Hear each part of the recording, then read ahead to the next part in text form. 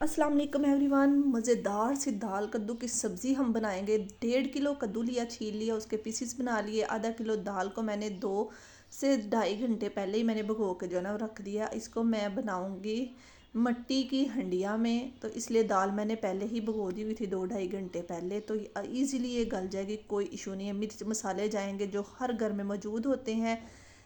नमक 1.5 चम्मच, 2 चम्मच लाल मिर्ची का पाउडर, आधा चम्मच हल्दी, आधा चम्मच इसमें ज़ीरा और आधा चम्मच धनिया पाउडर जाएगा इसके अंदर। और इसको मैंने डाल दिया ऑयल और प्याज को। इनकी करूँगी मैं भुनाई अच्छे तरीके से। प्याज जब थोड़ा सा ना अपना कलर चेंज कर लेगा तो इसके अंदर डालूंगी लहसुन अदरक का पेस्ट, 2 टमाटर और 5 से 6 सब्ज़ मिर्चें बारीक काट के ये इसके अंदर चले जाएंगे। इनको भी किया मिक्स। 2 से 3 मिनट तक इसको मैं करूँगी इनकी भुनाई। उसके बाद 2 मिनट के लिए मैं ढक्कन बंद कर दूँगी ताकि सारे जो ये मसाले हैं ना और टमाटर ये वगैरह जो है ना वो नरम पड़ जाएं। तो 2 मिनट के लिए मैं ढक्कन बंद करके इसको पकाऊंगी। उसके बाद ये लें जी, मसाला जो है ना वो सॉफ्ट हो गया है। इसको 2 मिनट और भूनूंगी और उसके अंदर फिर मैं स्पाइसेस ऐड करूँगी। बहुत ही मज़े की ये बनती है हंडिया में। आज मेरा दिल कर रहा था बनाने को, तो मैंने कहा जी आज प्रेशर में कुछ नहीं बनाना, तो हंडिया में ही बनानी है। तो मैंने मट्टी की हंडिया थी वो ली है और उसके अंदर मैं बना रही हूँ। बड़ा ही सुकून मिल रहा है, पता नहीं क्यों, एक अजीब सी वाइब है इसमें हंडी बनाने की। तो ये हमारे पहले माँ नानियाँ दादियाँ जो थी ना वो पहले इसी में पकाती थी खाना, तो बहुत लजीज बनता था। हम लोग तो अब छोड़ ही गए हैं, अब तो ये ट्रेंड ही नहीं रहा। अब तो प्रेशर कुकर में डालो सारा कुछ और जनाब बना लो फटाफट, 2 मिनटों में 3 मिनटों में हंडिया तैयार। तो जनाब मसाला अच्छे से भुन गया था, तो मैंने कद्दू जो है ना वो इसके अंदर डाल दिए।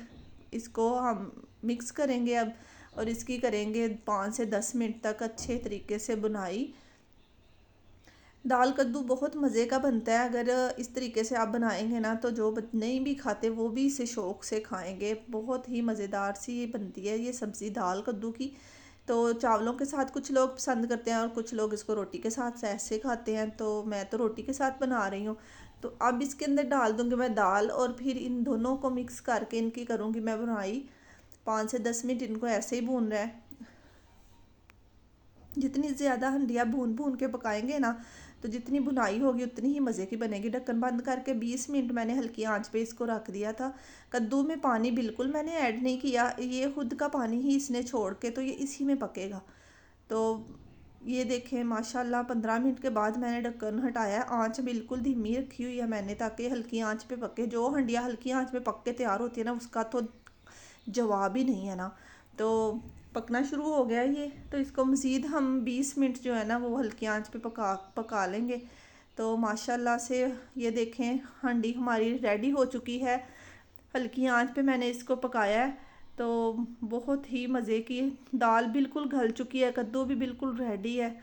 ये देखें चेक करें ज़रा। अब मैं इसको करूँगी डिश आउट और फाइनल लुक दिखाऊंगी। आप इसको चावलों के साथ खाएं, रोटी के साथ खाएं। और जिसने अभी तक मेरे चैनल को सब्सक्राइब नहीं ना किया प्लीज़ सब्सक्राइब करें। वीडियो अच्छी लगे तो लाइक शेयर लाजमी करें और बेल के बटन को प्रेस कीजिए ताकि आने वाली अच्छी अच्छी वीडियोज़ आप तक पहुँचती रहें।